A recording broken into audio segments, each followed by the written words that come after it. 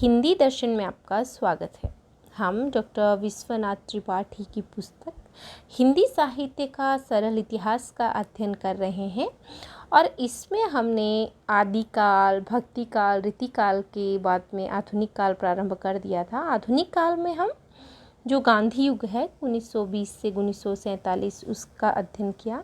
गांधी युग में किस प्रकार का साहित्य लिखा गया और इस समय का जो कालखंड है इसको गांधी युग नाम क्यों दिया गया, इस संदर्भ में हम पिछली कक्षा में बात कर चुके हैं।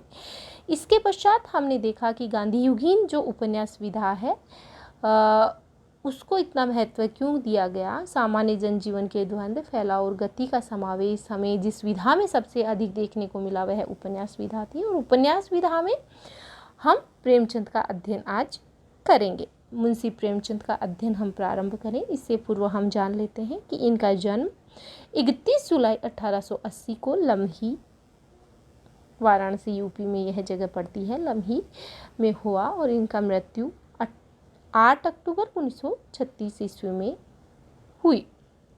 तो आइए देखते हैं मुंशी प्रेमचंद के संदर्भ में।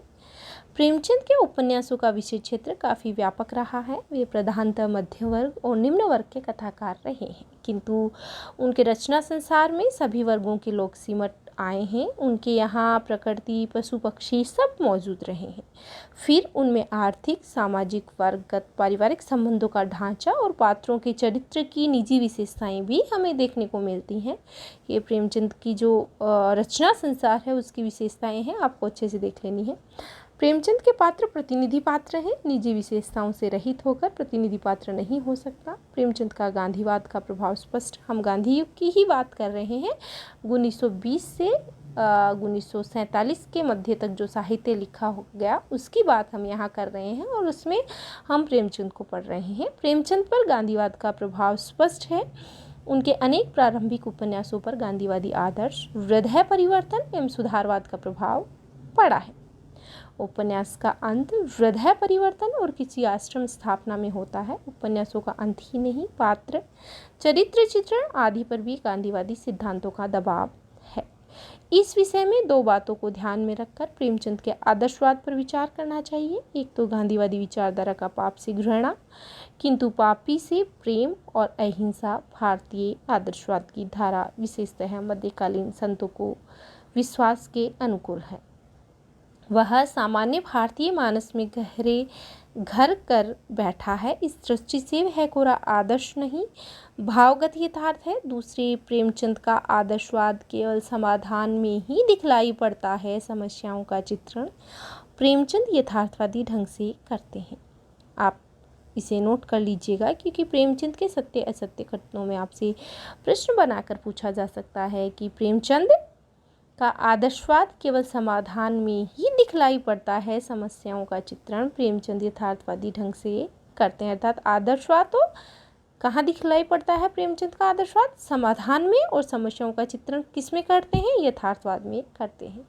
वह समस्या का समाधान सामाजिक विकास की संभावना के आधार पर ही प्रस्तुत करता है, लेकिन धीरे धीरे यह आदर्शवाद क्षीण होता गया है। प्रेमचंद के अंतिम और प्रतिनिधि उपन्यास गोदान में आदर्शवाद से उनका मोहभंग हो गया था।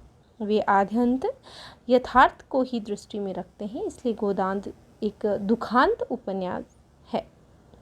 प्रेमचंद मूलतः कृषक जीवन के रचनाकार हैं। किसान की अपनी भूमि से कितनी आत्मीयता होती है इसका चित्रण वे रंगभूमि और प्रेमाश्रम में भी करते हैं। किसानों पर ब्रिटिश साम्राज्यवाद, बड़े व्यापारियों, छोटे व्यापारियों आदि का सबका भार था। छोटे किसानों के साथ छोटे जमींदारों की भी हालत बिगड़ रही थी।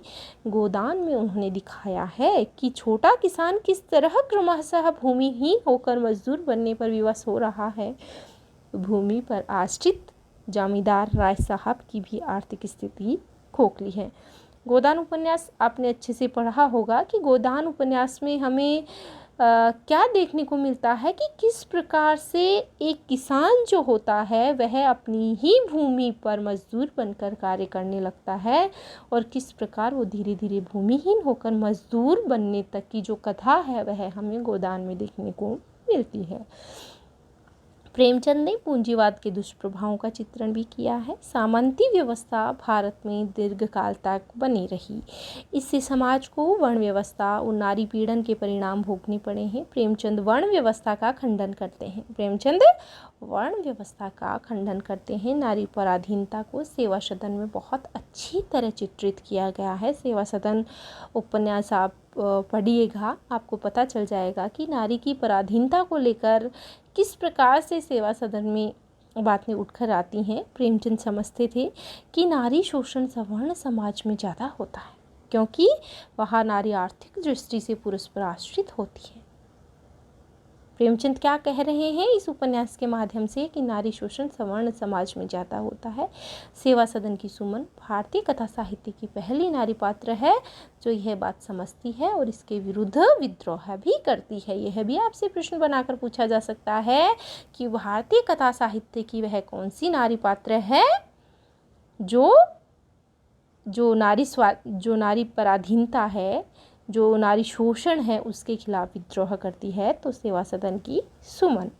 प्रेमचंद की महानता इस बात से प्रकट हो जाती है कि उन्होंने तिलस्मी और अय्यारी कथा साहित्य के पाठकों को सामाजिक, राजनीतिक, आर्थिक समस्याओं पर आधारित कथा साहित्य की ओर मोड़कर उनकी रुचि में अभूतपूर्व परिष्कार किया।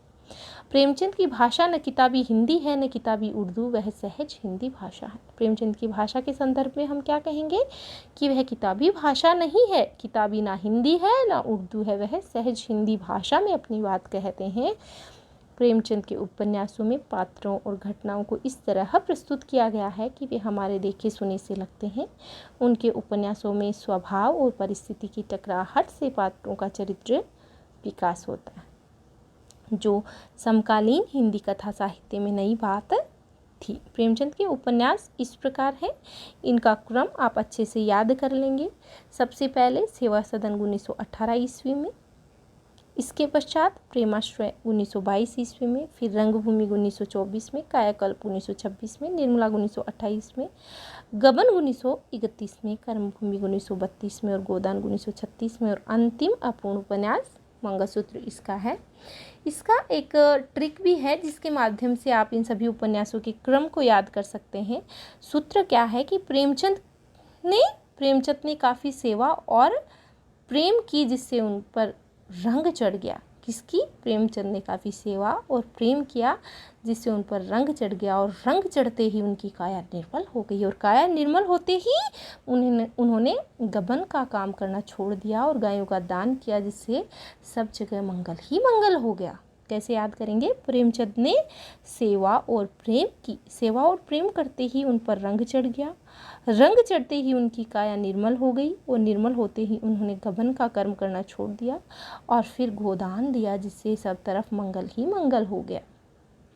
इनका जो सेवा सदन उपन्यास है, आपसे ये जो उपन्यास है इनके विषय के संदर्भ में भी पूछा जा सकता है, क्योंकि प्रेमचंद एक उपन्यास सम्राट हैं और उपन्यास की बात जब हम करते हैं तो सबसे पहले नाम प्रेमचंद का ही आता है। तो यहाँ से कई बार प्रश्न बनाए जाते हैं।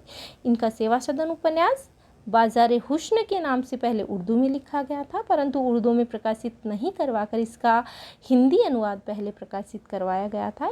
इस उपन्यास में विवाह से जुड़ी समस्याओं जैसे तिलक, दहेज की प्रथा, कुलीनता, विवाह के बाद घर में पत्नी का स्थान आदि बातों को लेकर समाज में वेश्याओं की स्थिति आदि का चित्रण इस सेवा सदन उपन्यास में किया गया है, और प्रेमचंद ने स्वयं इसे हिंदी का बेहतरीन उपन्यास कहा है। प्रेमचंद अपने कौन से उपन्यास को हिंदी का बेहतरीन उपन्यास मानते हैं? तो सेवा सदन को। इसमें आप गोदान का नाम नहीं लेंगे, प्रेमचंद किसे मानते हैं उसका नाम लेंगे। तो प्रेमचंद किसे मानते हैं? सेवा सदन को। प्रेमाश्रय की हम बात करें, प्रेमाश्रय की, तो यह पहले गोशे आफियत के नाम से उर्दू में लिखा गया था, परंतु प्रकाशित पहले यह भी हिंदी अनुवाद इसका हुआ। यह हिंदी का पहला राजनीतिक उपन्यास माना जाता है, प्रेमाश्रय। सबसे अच्छा प्रश्न आपसे बनाकर पूछा जा सकता है कि हिंदी का पहला राजनीतिक उपन्यास किसका माना जाता है? मुंशी प्रेमचंद का। कौन सा माना जाता है? प्रेमाश्रय। है। जीवन की समस्याओं के चित्रण का प्रथम प्रयास इस उपन्यास में ही लक्षित होती है और इसमें गांधीवाद और बोल्शेविक क्रांति से प्रभावित यह उपन्यास माना जाता है। यह भी प्रश्न बनाया जा सकता है। राजनीतिक उपन्यास है, गांधीवाद और बोल्शेविक क्रांति से संबंधित बातें इसमें कही गई है। फिर हम बात करते हैं रंगभूमि की। रंगभूमि उपन्यास पहले जोगा ने हस्ती के नाम से उर्दू में लिखा गया और फिर पहले हिंदी अनुवाद भी इसका प्रकाशित हुआ। इसमें क्या है, शासक और अधिकारी वर्ग के जो अत्याचार हैं उनका चित्रण हमें देखने को मिलता है। इसका नायक एक अंधा सूरदास होता है और उद्योगपति जनसेवक के विरुद्ध संघर्ष करता है, पर अंत में क्लार्क की गोली से शहीद हो जाता है। और यह उपन्यास भी महात्मा गांधी जी की व्यक्तिगत सत्याग्रह नीति से प्रभावित उपन्यास माना जाता है। इसमें कुछ कथा के साथ साथ विनय सोफिया की एक गौण कथा भी चलती रहती है, तो आप ध्यान रखिएगा। जोगा ने हस्ती के नाम से रंगभूमि पहले उर्दू में प्रकाशित हुआ और इसमें जो अंधा सूरदास है उसके जो कथा है उसको लेकर के बात कही गई है। अब हम बात करते हैं कायाकल्प की। कायाकल्प उपन्यास प्रेमचंद की मूल रूप से हिंदी में लिखित पहला उपन्यास माना जाता है। कायाकल्प, ध्यान रखिएगा, प्रेमचंद का मूल रूप से हिंदी में लिखित पहला उपन्यास कायाकल्प माना जाता है। यह इनका पहला उपन्यास है जिसकी पांडुलिपि हिंदी में मिलती है।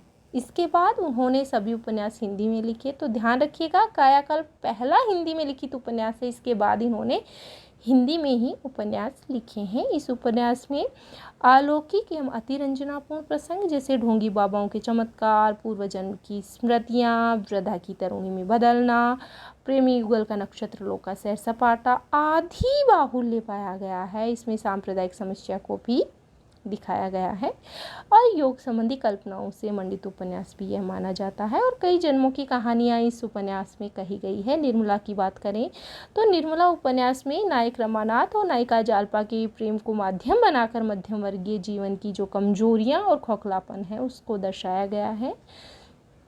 भारतीय जो मध्यम वर्ग है उसकी आभूषण लालसा वगैरह है, यह गबन में दिखाई गई है। गबन में क्या है, गबन में है नायक रमानाथ और नायिका जालिपा सोरी। ध्यान रखिएगा, निर्मला जो उपन्यास है इसमें दहेज और अनमेल विवाह की समस्या को उभारा गया है। निर्मला उपन्यास में जो 1927 ईस्वी में लिखा गया है और इसमें जो टीवी धारावाहिक भी इस पे प्रसारित हो चुका है, आपने देखा होगा, दूरदर्शन पे पहले आता था। गबन में रमानाथ और जालपा की कहानी है। कर्मभूमि जो उपन्यास है उसमें हरिजनों की स्थिति और उनकी समस्याओं का चित्रण किया गया है। जहां इनके प्रेमाश्रय उपन्यास में केवल किसान लड़ाई में मैदान में डटे हुए हैं, इस उपन्यास में मजदूर, छात्र, मध्यम वर्ग, हिंदू, मुसलमान, स्त्री, पुरुष, धनी, निर्धन सभी लोग संघर्षरत रहे। कर्मभूमि में ये बात कही गई है। गोदान के संदर्भ में आप सभी जानते हैं, गोदान उपन्यास यह अंतिम प्रकाशित उपन्यास माना जाता है प्रेमचंद जी का और इसमें किसान और मजदूर वर्ग की समस्याओं को दिखाया गया है। मालती, मेहरा, धनिया, होरी, गोबर ये इसके पात्र हैं और मंगलसूत्र इनका अपूर्ण अंतिम उपन्यास माना जाता है जो इनके पुत्र अमृत राय ने पूरा किया और 1948 में प्रकाशित करवाया। अतीतोन्मुखता की प्रकृति साहित्य में भारतेंदु युग से ही प्रारंभ हो गई थी। अतीत प्रेम काव्य और नाटक में अधिक दिखलाई पड़ता था। कथा साहित्य में अपेक्षाकृत कमी, इस अभाव की बहुत बड़ी पूर्ति वृंदावन लाल वर्मा ने की है। उनके उपन्यास बुंदेलखंड इतिहास से संबंधित हैं, अतएव वे ऐतिहासिक भी हैं। वृंदावन लाल वर्मा की बात कर रहे हैं। और क्षेत्रीय या आंचलिक भी। गढ़कुंडहार, विराट की पद्मिनी, झांसी की रानी और मृगनयनी इनके प्रसिद्ध उपन्यास हैं। इतिहास तो एक है किंतु इसे देखने और पुनर्रचित करने की दृष्टियाँ अनेक हैं। आधुनिक विचारधाराओं का उपयोग इतिहास की व्याख्या करने के लिए भी होता है। मार्क्सवाद को तो विशेष रूप से इतिहास को समझने की पद्धति कहा जाता है। मार्क्सवादी दृष्टि से यशपाल ने दिव्या यशपाल का दिव्याग 1945 ईस्वी में लिखा, जो ठीक ठाक ऐतिहासिक उपन्यास तो नहीं है क्योंकि खुद दिव्या कल्पित पात्र है, किंतु इसमें प्राचीन भारत के एक कालखंड को दृष्टि विशेष से देखकर सजीव रूप में प्रस्तुत किया गया है। इसके पहले 1941 ईस्वी में यशपाल साम्यवादी दल के सदस्य को केंद्र में रखकर दादा कॉमरेड नामक उपन्यास लिख चुके थे। राहुल सांकृत्यायन ने इसी दृष्टि से प्राचीन गणतंत्रों के जीवन को आधार बनाकर कुछ ऐतिहासिक उपन्यास लिखे, जैसे सिंह सेनापति और जय योद्धे। किसके हैं? राहुल सांकृत्यायन के उपन्यासों की बात कर रहे हैं, सिंह सेनापति और जय योद्धे। सिंह सेनापति 1942 और जय योद्धे 1944 ईस्वी। स्वतंत्रता के ठीक एक वर्ष पहले 1946 ईस्वी में हजारी प्रसाद द्विवेदी का उपन्यास बाणभट्ट की आत्मकथा प्रकाशित हुआ।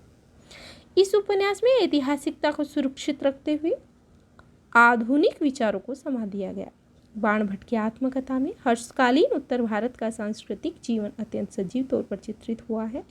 उसी सांस्कृतिक जीवन में सामाजिक विषमता और व्यक्ति की निजी पीड़ा को अनुभव, संवेदनशीलता, कौशल के साथ गूंथ लिया गया है। यह उपन्यास सांस्कृतिक भी है और ऐतिहासिक भी, सामाजिक भी है और दारुण निजी व्यथा की मार्मिकता को भी उभारने वाला है। किस उपन्यास की बात कर रहे हैं? बाणभट्ट की आत्मकथा हजारी प्रसाद द्विवेदी। प्रेम को इतने संयम और औदार्य के साथ शायद ही हिंदी की किसी अन्य कृति में प्रस्तुत किया गया हो। ऐतिहासिक वातावरण का उपयोग भगवती चरण वर्मा ने पाप और पुण्य की समस्या को नए ढंग से परिभाषित करने का प्रयास करने वाले अपने उपन्यास चित्रलेखा 1934, याद रखिएगा। क्रम से लगाने वाले प्रश्नों में भी चित्रलेखा का सन आपसे पूछा जा सकता है, क्रम से आपसे लगवाया जा सकता है। 1934 ईस्वी में किया। चित्रलेखा में दो पात्र चाणक्य और चंद्रगुप्त। चाणक्य और चंद्रगुप्त किसके पात्र हैं? चित्रलेखा के। ऐतिहासिक भी हैं किंतु वे मुख्य कथा प्रसंग से दूर भी रहते हैं। यह भी पूछा जा सकता है। भगवती चरण वर्मा ने पाप पुण्य की समस्याओं को लेकर जो नए ढंग का उपन्यास लिखा वह कौन सा था? चित्रलेखा। इसमें भोग को सर्वथा अनैतिक और त्याग को सर्वथा नैतिक नहीं माना गया। वर्मा जी ने 1936 ईस्वी में एक अन्य उपन्यास 3 वर्ष लिखा जो सामाजिक है। अब ध्यान रखिएगा, एक और उपन्यास है भगवती चरण वर्मा जी का 3 वर्ष पूछा जा सकता है। एक सामाजिक उपन्यास है 1936 ईस्वी में। रांगे राघव ने 1946 ईस्वी में ही सिंधु घाटी की विलुप्त सभ्यता को आधार बनाकर महत्वपूर्ण ऐतिहासिक रोमानी उपन्यास लिखा, मुर्दों का टीला। मुर्दों का टीला कई बार परीक्षा में पूछा जा चुका है। हिंदी की प्रतियोगी परीक्षाओं में रांगे राघव द्वारा रचित है। 1946, आप इसका वर्ष भी याद रखिएगा। क्रम वाले उपन्यास के जो प्रमुख उपन्यास हैं उनमें जब आपसे क्रम से लगवाए जाते हैं उपन्यास को तो आपसे पूछा जा सकता है। चित्रलेखा का सन याद रखिएगा और मुर्दों का टीला 1946 ईस्वी में, जिसमें सिंधु घाटी की विलुप्त सभ्यता को आधार बनाया गया है। प्रेमचंद जी का प्रभाव हिंदी उपन्यास साहित्य पर 2 तरह से पड़ा। एक तो उनकी तरह उपन्यास लिखने वाले कथाकार सामने आए, जैसे विशंभरनाथ शर्मा कौशिक, प्रताप नारायण श्रीवास्तव, जिनके क्रमशः माँ और विदा उपन्यास प्रसिद्ध हैं।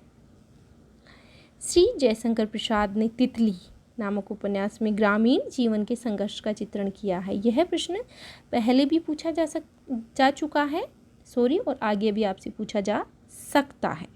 तितली उपन्यास में किसका वर्णन है? ग्रामीण जीवन के संघर्ष का चित्रण किया गया है। प्रश्न बनाया जा सकता है, ग्रामीण जीवन के संघर्ष का चित्रण जयशंकर प्रसाद जी के किस उपन्यास में देखने को मिलता है? तो तितली उपन्यास में। निराला ने कई प्रकार के उपन्यास लिखे। प्रभावती इनका ऐतिहासिक उपन्यास है, अलका इनका सामाजिक उपन्यास है, तो बिलेसुर बकरिया इनका व्यंग्यपरक उपन्यास है। ये निराला जी के उपन्यास है। प्रभावती ऐतिहासिक, अलका सामाजिक और बिलेसुर बकरिया व्यंग्यात्मक। जिनकी अंतर्धारा करुणा की है। सामान्य समझे जाने वाले किंतु अपनी निष्ठा में विशिष्ट समकालीन व्यक्तियों के जीवन पर निराला ने ऐसी रचनाएं प्रस्तुत की जो औपन्यासिक जीवनी है, जैसे कुल्ली भाट और चतुरी चमार। दूसरी बात यह है कि प्रेमचंद जी से भिन्न प्रकार के उपन्यासों को लिखने का प्रचलन, जिसमें सामाजिक समस्याएं नहीं बल्कि निजी या वैचारिक समस्याओं को केंद्र में रखकर कथानक बुना जाता है, ऐसे उपन्यासकारों में जैनेन्द्र का नाम सबसे महत्वपूर्ण है।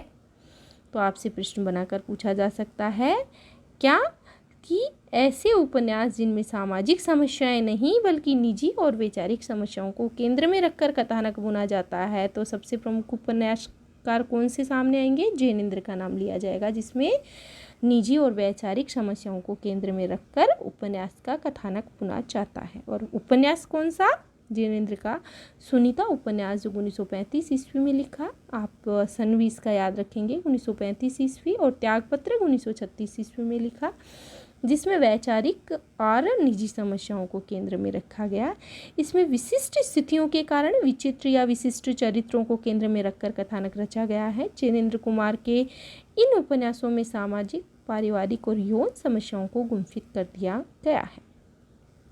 निसंदेह ऐसे जटिल चरित्रों की सृष्टि हिंदी उपन्यास में पहली बार हुई है। समाज की विकृतियों को सामने लाकर उनका भंडाफोड़ करने और समाज को अधिक मानवीय एवं क्षमाशील बनाने के उद्देश्य से जयशंकर प्रसाद ने कंकाल लिखा। कंकाल का समय है 1930 ईस्वी, जिसे कुछ लोगों ने प्रकृति यथार्थवादी उपन्यास कहा है। कंकाल को कुछ लोगों ने प्रकृति यथार्थवादी उपन्यास भी कहा है।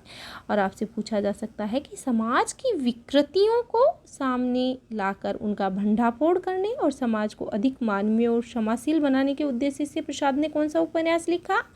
तो कंकाल उपन्यास लिखा।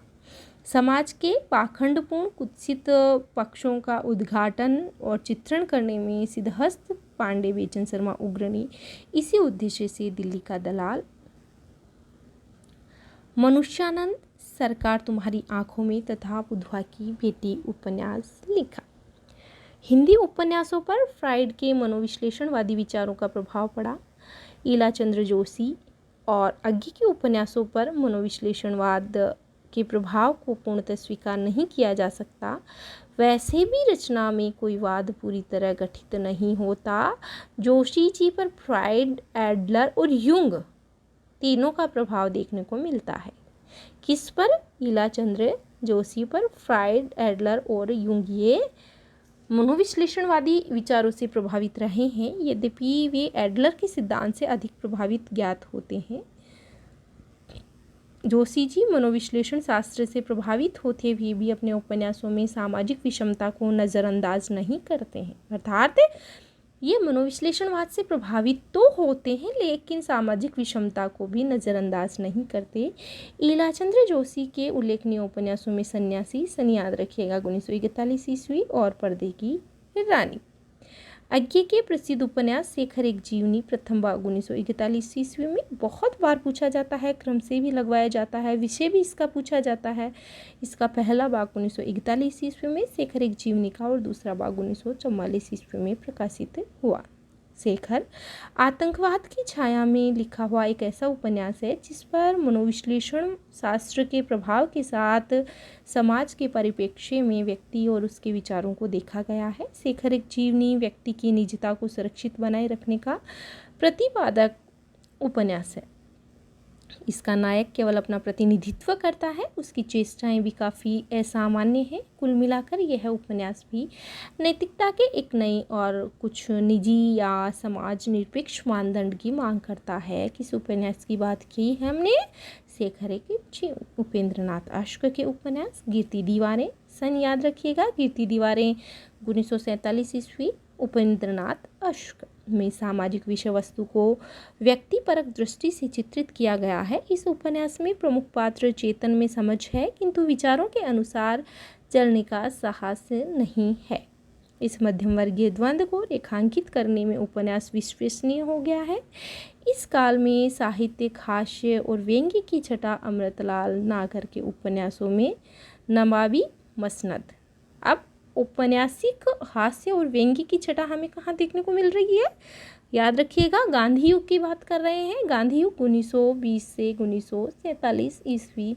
तो व्यंग्य कहाँ देखने को मिल रहा है? अमृतलाल नागर के उपन्यासों में सेठ बांकेमल और नवाबी मसनद।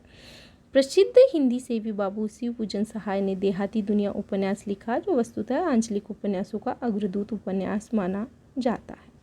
अब हम कहानी विधा को देखेंगे कि गांधी युग में किस प्रकार की कहानियाँ लिखी गई, क्या कथानक का जो प्रमुख केंद्र है वह क्या रहा, और जो गांधीवादी दर्शन है क्या उसका प्रभाव कथा कहानियों पर भी हमें देखने को मिलता है और किस प्रकार की कहानियाँ लिखी गई हैं, रचनाकार कौन रहे हैं और किस प्रकार की रचनाओं को लेकर के वे इस युग में आए हैं, इसका अध्ययन हम अगली कक्षा में करेंगे। आज के लिए इतना ही, धन्यवाद।